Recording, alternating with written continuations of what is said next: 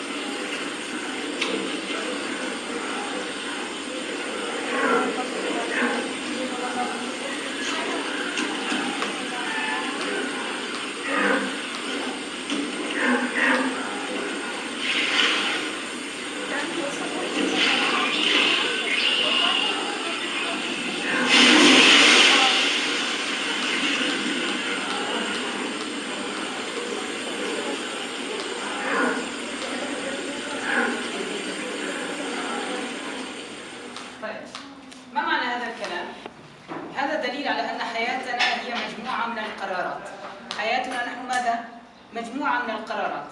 هذا طبعا هنا حيوانات، طبعا نحن هذا فقط للتمثيل. الحيوان الأول ماذا قال له؟ قال له هذا تمساح، تمام؟ أما الشخص الثاني ماذا قال له؟ قال له لا هذا ليس تمساح. أنا مثلا. طيب بعد ذلك ماذا قال؟ قال له أريد أن أتأكد بنفسي. فتأكد وهو يعرف بأنه تمساح، لكنه قفز إليه وأكله التمساح. لماذا؟ لأنه لم يسمع بنصيحة أخيه. يعني هنا علينا دائما باتخاذ قراراتنا أن نسمع آراء الآخرين. طيب الآن سنبدأ المحاضرة لم تبدأ بعد، هذا فقط كان بداية، تمام؟ الآن سنبدأ على بركة الله.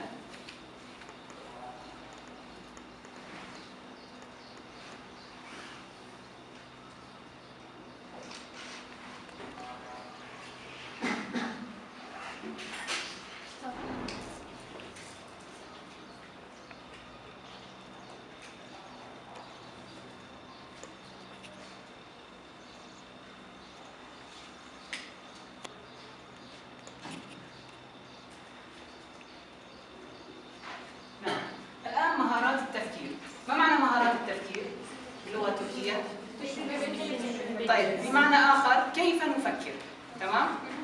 طيب نحن دائما بحياتنا اليومية وبالدراسة هل تعلمنا يوما ما كيف نفكر؟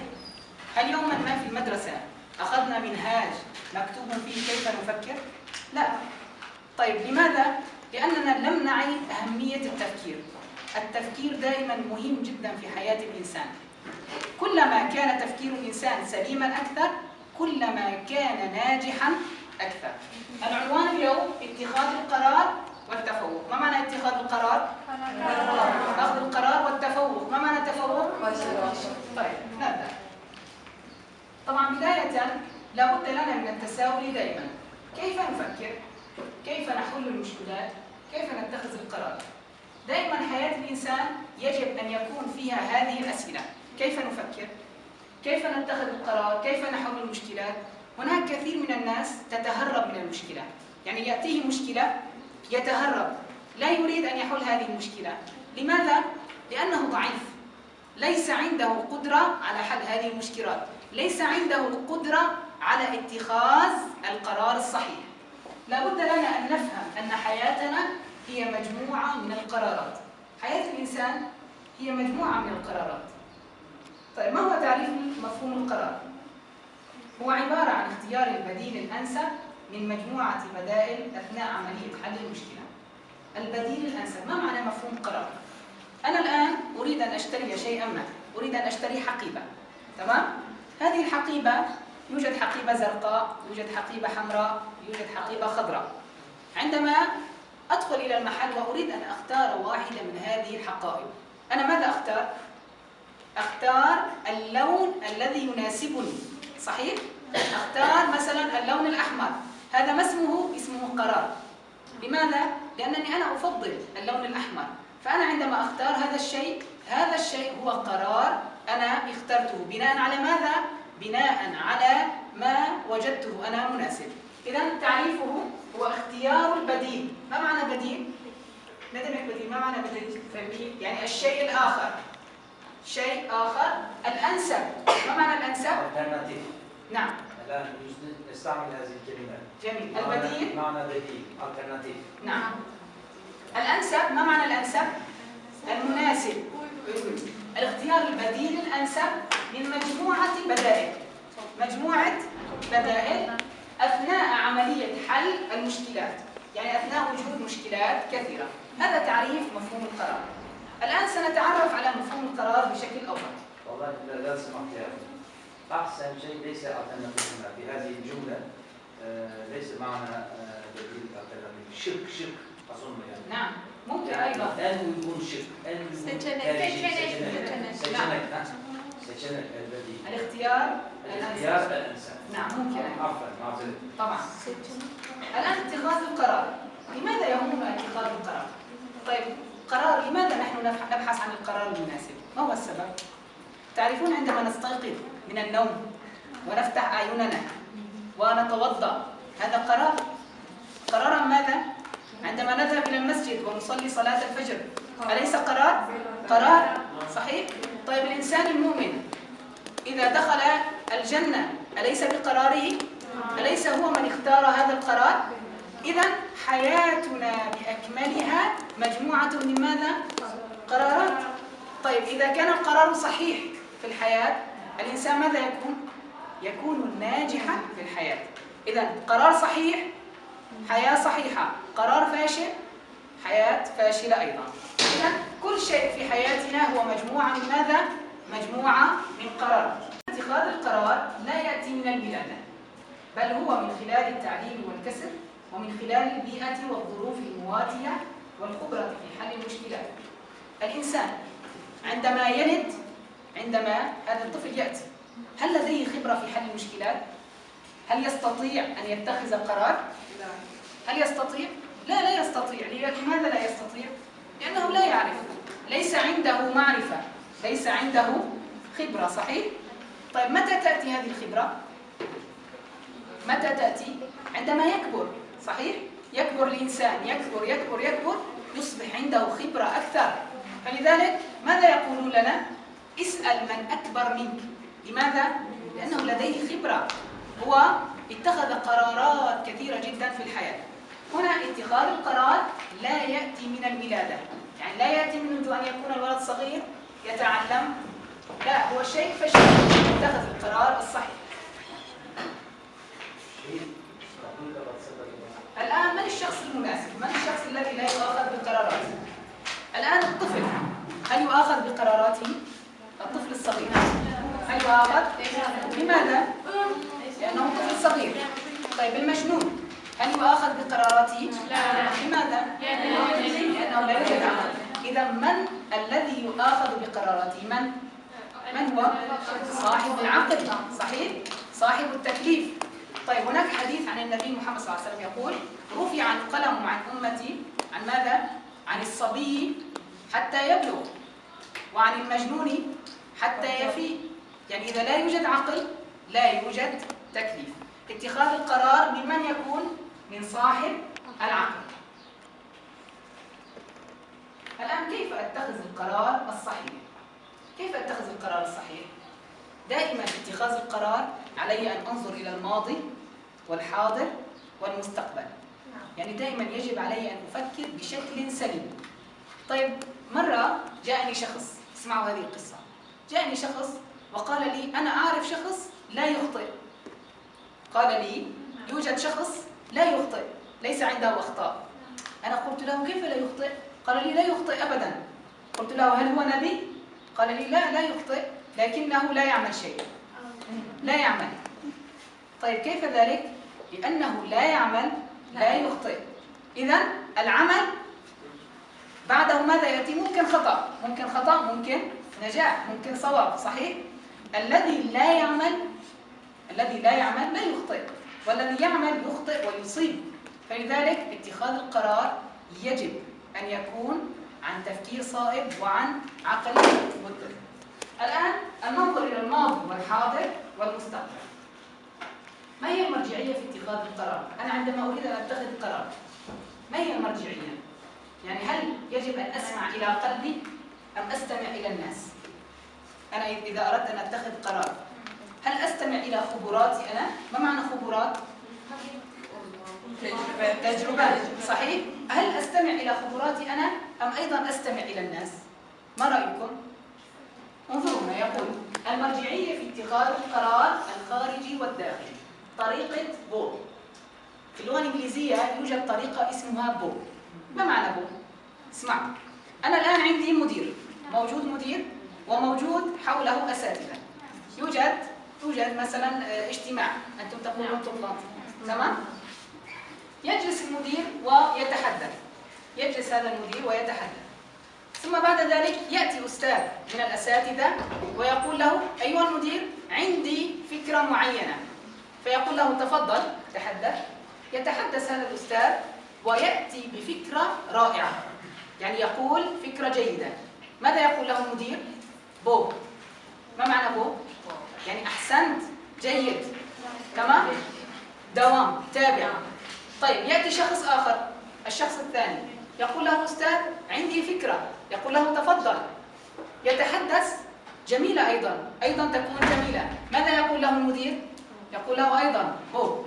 ما معنى بو هنا؟ بمعنى ممتاز، أحسنت، حتى تتكون لدينا مجموعة من الخيارات. بعدها ماذا يفعل المدير؟ يختار القرار الأنسب، يعني لا يأخذ القرار الأول الصحيح، يجمع عدة قرارات، يجمع عدة خيارات ويختار من خلالها الخيار الأنسب. هذه هي طريقة بو في اختيار القرار. الآن الإعلام وتأثيره في اتخاذ القرار. نحن الآن حياتنا مليئة بالإعلانات، صحيح؟ دائما نشاهد التلفاز. من منا لا يشاهد التلفاز؟ كلكم تشاهدون التلفاز، صحيح؟ والتلفاز مليء بماذا؟ مليء بالإعلانات. هل تعرفون أن الإعلانات تؤثر بدماغنا بنسبة 60%؟ يعني لها تأثير على دماغنا بشكل كبير. تعالوا أضرب لكم مثال. أنا الآن أريد أن أشتري حذاء معينا، حذاء. أذهب إلى المحل، أدخل إلى المحل يعني أمامي عدة خيارات، يعني عدة نوعيات من الأحذية. أنا مباشرة يوجد أمامي خياران، إما أن أشتري حذاء فلو، تعرفون حذاء فلو؟ ماركة قوية جدا. أو أن أشتري حذاء عادي. طيب أنا مباشرة أيهما أشتري؟ الحذاء الماركة فلو أم أذهب إلى أشتري الحذاء العادي؟ طيب لماذا؟ لأن الإعلان أثر بدماغي بشكل لا إرادي، صحيح؟ إذن الإعلام له تأثير جدا كبير على اتخاذ القرارات. طيب أيضا مثال آخر، أنا دخلت إلى سوبر ماركت، أريد أن أشتري شيئا معينا، أن أشتري شوكولا، تمام؟ أمامي نوعان من الشوكولا، شوكولا ماركة، ما هي الماركة القوية عندكم؟ ناسلة وغيرها. وأمامي نوع آخر من الشوكولا. أنا أدخل أيهما أشتري؟ أشتري هذا الماركة. لماذا؟ لأن الإعلان لعب في دماغي، صحيح؟ أثر بدماغي بشكل لا إرادي. يعني أنا مباشرة أفعل هكذا وأضع في السلة من دون أن أشعر، مع أن الشوكولا الأخرى ممكن تكون أجمل وأطيب وأفضل في الصناعة، لكن الإعلام أثر علينا بشكل سلبي.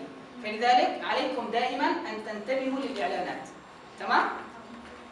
الآن انعدام الصدفة. الحياة هل فيها صدف؟ ما معنى صدفة؟ كلمة صدفة تصادف. الحياة فيها صدفة؟ لا. طيب بعضكم يقول لا، بعضكم يقول نعم. طيب ما الحل؟ هل يوجد صدفة؟ ما رأيكم أستاذ؟ يوجد صدفة في الحياة؟ أنتم تقولون حظ، صحيح؟ شانس. هل يوجد صدفة؟ مبدئيا طبعا على حسب إيماننا، يعني الصدفة لا توجد. أحسنت، صحيح صحيح. أحسنت، نعم، الصدفة غير موجودة عندنا. لكن يعني كتقاليد يعني عند الناس نسمي صدفة يعني. طيب أنا الآن سأقنعهم أن الصدفة غير موجودة. اسمعوا كيف. الصدفة غير موجودة. طيب ما هو الدليل؟ اسمعوا الدليل. الآن يأتي شخص يتصل به أحد هاتفيا يقول له أنت ربحت $1,000,000، تمام؟ شخص يعني فقير، تمام، ليس عنده مال كثير، يأتيه هاتف شخص يقول له أنت ربحت $1,000,000. هذا الشخص يشعر بالسعادة، تمام؟ طيب هذا الشخص الذي ربح هذا المال، هذا المبلغ، لم يربح هذا المال إلا لأن الله عز وجل وجد فيه خيرا. يعني وجد أن هذا الشخص عندما سيأخذ هذا المال سيضعه في المكان المناسب. الدليل على ذلك لو أن الله عز وجل يعطي لكل الناس كان كل الناس أصبحوا أغنياء، صحيح؟ كان اليوم أنا ربحت وغدا صديقي يربح واليوم الذي يليه يربح، لكن نجد أن هناك أشخاص معينين ينتقيهم الله عز وجل انتقاء. فإذا لم يكن هذا الشخص مهيئا بشكل صحيح لهذه الفرصة الله تعالى لا يعطيه إياها. طيب مثال آخر، مدير شركة ويوجد عندنا موظفون، تمام؟ مدير الشركة دائما ينظر إلى الموظفين، ينظر إليهم ويريد أن يجعل شخصا ما مساعدا له، تمام؟ طيب المدير أيهما يختار؟ يختار هكذا؟ لا. أيهما يختار؟ يختار الشخص الذي يتعب أكثر، الشخص الذي يعني ينتج أكثر. ماذا يفعل؟ يقول هذا، لماذا؟ هذا يعمل أكثر. يأتي به ويقول له أنت ستكون مساعد لي، أنت ستكون مساعد لي. هو ماذا يفعل؟ يتفاجأ، يقول أنا موظف، لكنه يتفاجأ، لكن بالحقيقة هو إذا استلم هذا المنصب سيكون حقا أهلا لذلك. إذا الحياة فيها صدف؟ ما رأيكم؟ هل فيها صدفة؟ لا، ليس فيها صدفة. لماذا؟ لأن الله عز وجل يقول في القرآن، نيفيور ماذا يقول؟ إن كل شيء خلقناه بقدر. إذا بقدر؟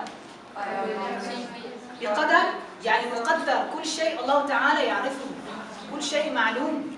إن كل شيء خلقناه بقدر.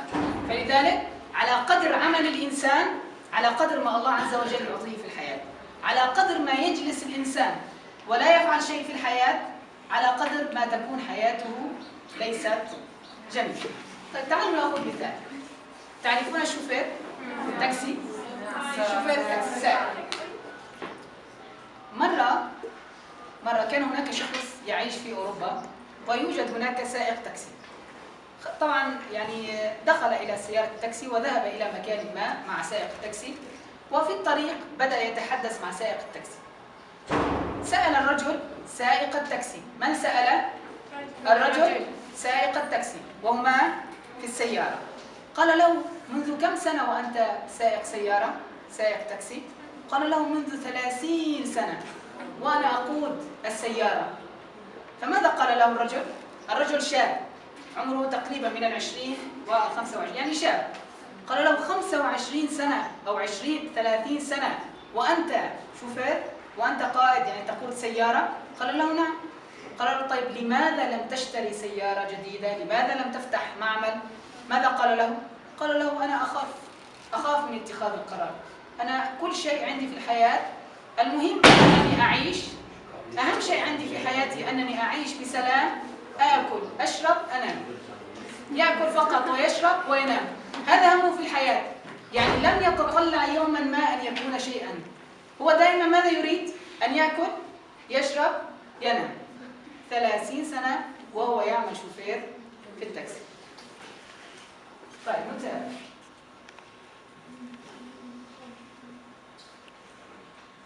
الآن اتخاذ القرار، شراء سيارة. من عندكم من هنا عنده سيارة؟ هل يوجد أحد عنده سيارة؟ من يعرف في السيارات بشكل جيد؟ عندك سيارة؟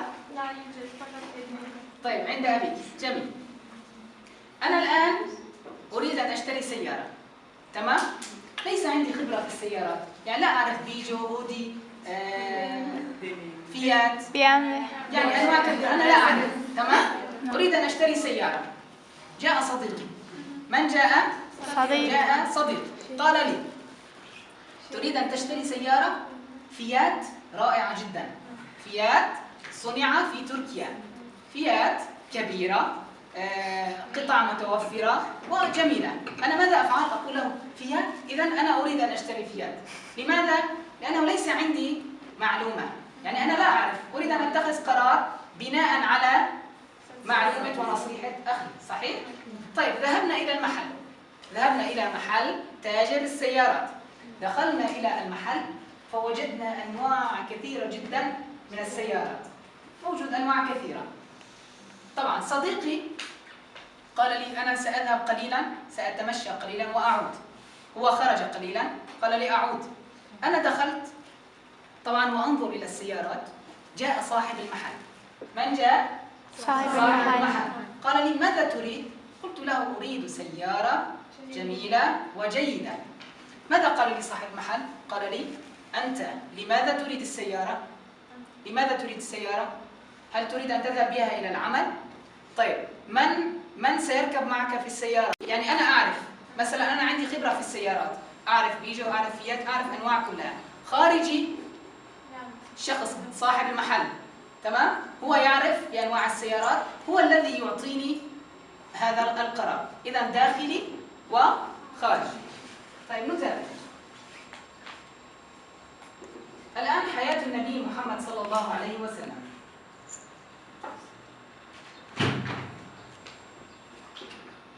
حياة النبي محمد صلى الله عليه وسلم الديناميكية في اتخاذ القرار.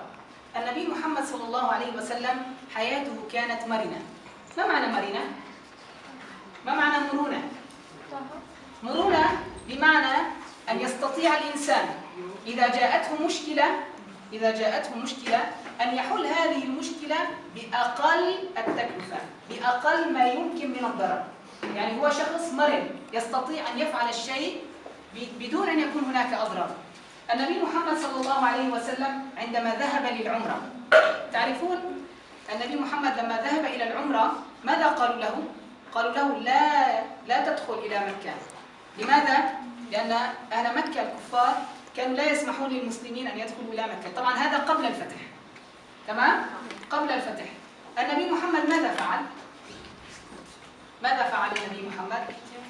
قال لهم تمام نعود. ما معنى نعود؟ نرجع. طبعا بعدما رجع النبي محمد ماذا حدث؟ قوي الإسلام أكثر، وحدث هناك شيء اسمه صلح الحديبية. انظروا مرونة النبي محمد. لو أن النبي محمد حاربهم وقال لهم لا هيا سندخل، ماذا كان حدث؟ كان حدث هناك حرب ولم يستطع المسلمون أن ينتصروا آنذاك. لكن النبي محمد رجع، ومرة ثانية رجع إلى مكة فاتحا لمكة. مرونة بمعنى يعني esneklik. نعم. Yani konuşurken inatçı bir şey yok. Tek tercihli bir şey değil de. نعم. Evet. طيب الآن غزوة بدر. Şartlara göre kararı değiştirebilme esnekliği. نعم. الآن غزوة بدر. تعرفون غزوة بدر؟ نعم. طيب النبي محمد صلى الله عليه وسلم اجتمع هو وأصحابه وجهزوا أنفسهم للغزوة. ما معنى غزوة؟ حرب، للحرب. طيب جاء خباب بن منذر، وماذا قال النبي محمد؟ قال له يا رسول الله يوجد بئر. ما معنى بئر؟ قال له يا رسول الله يعني أين سنكون نحن؟ هل سنجلس عند البئر أم في يعني وراء البئر؟ فالنبي محمد صلى الله عليه وسلم لم يعني قال له يعني أنتم أشيروا عليه. فقال له يا رسول الله أهي الحرب والمكيدة أم هو منزل أنزلك الله إياه؟ ماذا قال النبي محمد؟ قال لا، هي الحرب والمكيدة. ما معنى مكيدة؟ ندمت مكيدة؟ مكيدة يعني ذكاء، حيلة. تعرفون الحيلة؟ نعم. فقال له هذه الحرب والمكيدة. فقال له إذن يا رسول الله نذهب إلى البئر فنشرب ولا يشربون، نشرب ولا يشربون فنصبح أقوى. فماذا قال النبي محمد؟ قال له نعم ابد. فذهب النبي وأصحابه وجلسوا عند البئر وانتصر المسلمون في تلك المعركة. انظروا النبي محمد عنده قرار، يريد أن ينتصر، لا يعرف أيهما أفضل، هل يجلس عند البئر أم يجلس خلف البئر. إلى من استمع؟ استمع إلى ابن المنذر الذي قال له لا يا رسول الله يجب علينا أن نذهب إلى البئر ونشرب من هذا البئر حتى نكون أقوياء. معركة أحد. من يعرف معركة أحد؟ معركة أحد المعركة الكبيرة التي انتصر فيها المسلمون. الآن خروج خارج المدينة. طبعا النبي محمد صلى الله عليه وسلم ماذا أراد؟ أراد أن يخرج خارج المدينة. لماذا؟ لأن المدينة كانت صغيرة، تمام؟ فإذا دخل إليها المشركون قضوا على المدينة وخربوها بشكل كامل، تمام؟ كان عنده قرار يريد أن يخرج، تمام؟ لكنه متردد. ماذا؟ كان متردد. جاء الصحابة وقالوا له: يا رسول الله، نستطيع أن ننتصر أكثر. لماذا؟ لأن المدينة كانت صغيرة. فماذا قال النبي صلى الله عليه وسلم؟ قال له: نعم، إذا فعلنا ذلك سننتصر. بعد ذلك أكرم الله عز وجل سلمان بقول النبي صلى الله عليه وسلم: سلمان منا آل البيت. لماذا؟ لأنه اجتهد وأصاب. أيضا هنا قرار النبي عن ماذا كان؟ باستناده إلى آراء غيره. إذا كل قرارات النبي صلى الله عليه وسلم كانت شيئان: إما عن قرار داخلي أو عن قرار خارجي، الذي هو استناد إلى الصحابة رضوان الله تعالى عليهم. وأيضا حياتنا لا بد لها أن تستند على شيئين: إما قرار داخلي وإما قرار خارجي. إذا كان القرار الداخلي ضعيف لا بد أن نستند إلى قرار خارجي. إذا كان القرار الخارجي ضعيف لا بد أن نستند إلى قرار داخلي.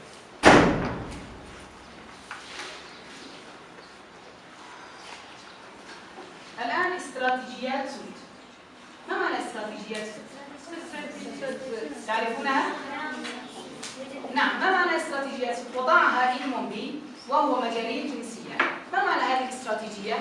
أن نرسم مربع، تمام؟ نرسم ماذا؟ مربع. نضع فيه نقاط القوة ونضع فيه نقاط الضعف. بعد ذلك نفعل مقارنة، أيهما أقوى نختار. أيهما أقوى نختار. انظروا مثلا، هنا نقاط القوة ونقاط الضعف، ثم بعد ذلك نوازن بين هذه القرارات. طيب، قبل أن ننهي موضوع اتخاذ القرار، اتخاذ القرار انتهى، سننتقل إلى موضوع التفوق. ماذا فهمتم من اتخاذ القرار؟ ما معنى اتخاذ قرار؟ اتخاذ القرار ينقسم إلى قسمان: إما قرار داخلي وإما قرار خارجي. قرار الداخلي يعني أنا عندي خبرة، عندي معرفة في هذا الأمر. قرار خارجي شخص آخر عنده معرفة وعنده خبرة في هذا الموضوع. طيب، أيهما قرار الصحيح؟ أيهما القرار الصحيح؟ الذي يستند على الداخلي والخارجي، كما كان يفعل عليه الصلاة والسلام. القرار لابد أن يستند إلى شيئان: قرار داخلي وقرار خارجي. طيب، كيف نستطيع أن نقوي أو أن نتخذ القرارات الصحيحة؟ كيف نستطيع أن نتخذ القرارات الصحيحة؟ بالعلم، بالمعرفة. الإنسان الذي لا يعلم لا يستطيع أن يتخذ قرار صحيح. أما الإنسان العالم لا يتخذ قرارات خاطئة.